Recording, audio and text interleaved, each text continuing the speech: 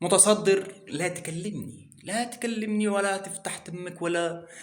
النهارده الاهلي اول الدوري، وده المتصدر بجد اللي لما بيقول انا هتصدر الدوري النهارده بيتصدر بالفعل الدوري النهارده. حضرتك لما قلت متصدر لا تكلمني في الشوط لما جبت الجون، وبعد كده يعني ما علينا، احنا اصلا مش بننافس الزمالك، يعني احنا بننافس المصري اللي هو اصلا كان اول الدوري، اللي لو كان الزمالك فاز كان ممكن يبقى اول الدوري، ولكن طبعا الهدايا بتاعت الزمالك كتير واحنا متعودين عليها يعني. فاحنا ما بنستغل او بنقبل الهديه، مش زيك لما احنا بنتعادل ولا بنتغلب ماتش، ودي ما حصلتش يعني في الدوري ده، بس لما بنتعادل ونديك فرصه ان انت تتصدر بترفض الهديه. احنا بنقبل الهديه بقى، انت تتعادل تتغلب، احنا اول الدوري وانت كده كده مش منافس، يعني المصري اللي كان منافس. ولذلك مش عارف الناس النهارده كانت زعلانه ليه من الكابتن ايمن الكاشف لما بيقول لك لقاء القمه. هو مش قصده لقاء القمه الجماهيريه، الراجل قصده لقاء القمه بتاعت الدوري.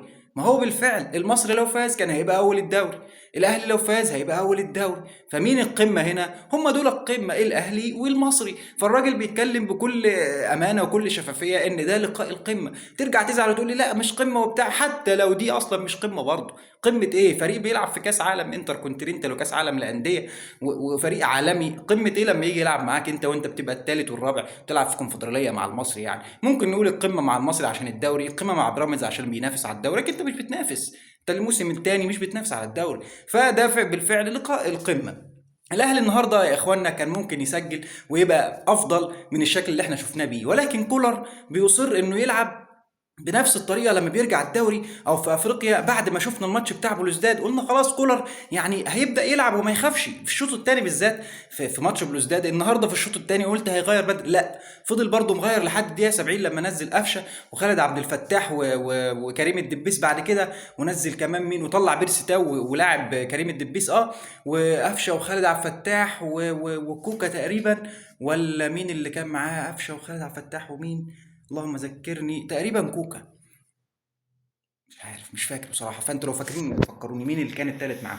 ولكن كولر برضو لما بينزل التغييرات دي بينزلها دايما متاخره، ولكن كان ممكن النهارده عنده الفرصه ان هو يسجل هدف واتنين، وده شفناه، وده شفناه في اخر الماتش لما الدنيا اتفتحت.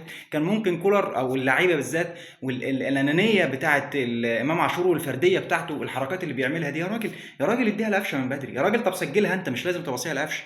طب انت لما بصيت لقفشه في الشوط في الكره الثانيه اللي جت جول، لما بصيتها بسرعه وقفشه سجلها، كان هيجرى حاجه لما كنت تجيب انت الجون الثاني وكان يبقى ده الثالث، وكان ممكن تسجل الرابع كمان لولا الفرديه بتاعتك يا امام. خف يا امام شويه الفرديه بالله عليك، ولاعب والعب مع زمايلك والعب السهل. يعني بتلعب السهل بتبقى الكره جميله وبنسجل وبنبقى شكلنا الطف واظرف في المباراه.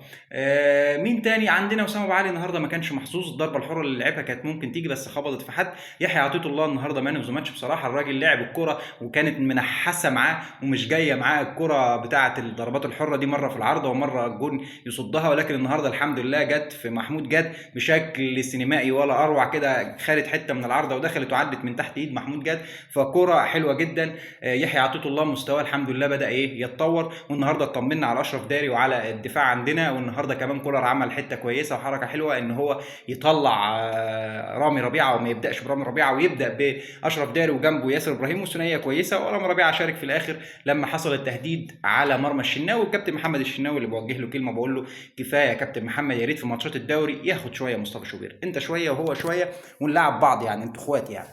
انت كابتن الفريق وهتظل كابتن الفريق وكل حاجه، ولكن مستواك مش ده الشناوي اللي احنا متعودين عليه. الكره اللي انت طلعت بايدك كده ومسكت الكره، واشرف داري ولا ياسر ابراهيم ويحيى عطيه الله كانوا واقفين جنبك لما انت مسكتها، خلاص سابوا الدنيا واعتبروا ان الكره عدت. الشناوي مسكها يعني فهنطلع نفتح له الاطراف ويلعب لنا، ولكن ده ما حصلش. الكره مش عارف هربت منك بشكل كبير، ما كانتش لسه المطره اشتغلت يا شناوي عشان تقول لي الكره كانت متزحلقه ولا متزفلطه، كانت لسه ما فيش مطره ولا حاجه، فالكره هربت منك بشكل غريب. وكان ممكن المصري يسجل هدف التعادل ونطلع الشوط الاول 1-1 زي ماتش بلوزداد برضو لما الكره كانت طالعه ورايحه في العارضه وانت حولتها في المرمى. فيا كابتن شناوي مش متعودين منك على كده، لما تريح ويلعب مصطفى شوبير وتبدا انت تاخد وهو ياخد هترجع للمنافسه، وهتبقى كمان استريحت وخدت نفسك شويه، وهتبقى يعني على الاقل كل مصلحه الفريق هيبقى عندك احساس كده ان في حد بينافسك، وبالفعل الشناوي شوبير بينافسك. فيا ريت يا كابتن محمد ده كله لمصلحه النادي، او كولر يبدا يدي فرصه لمصطفى شوبير لانه حارس يستاهل ويستحق، بدل ما هو بيفضل مرمي على الدكه كده ولحد ما مستواه يتراجع ونرجع نقول يا ريت اللي جرى مكان.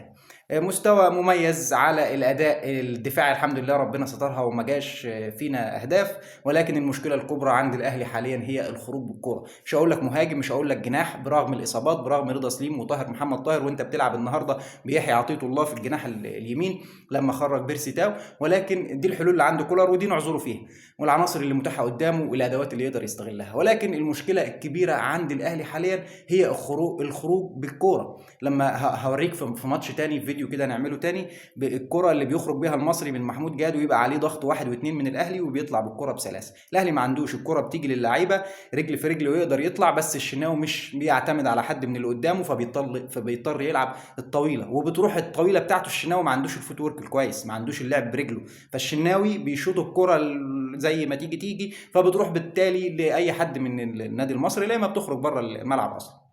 فدي مشكله كبيره عندنا.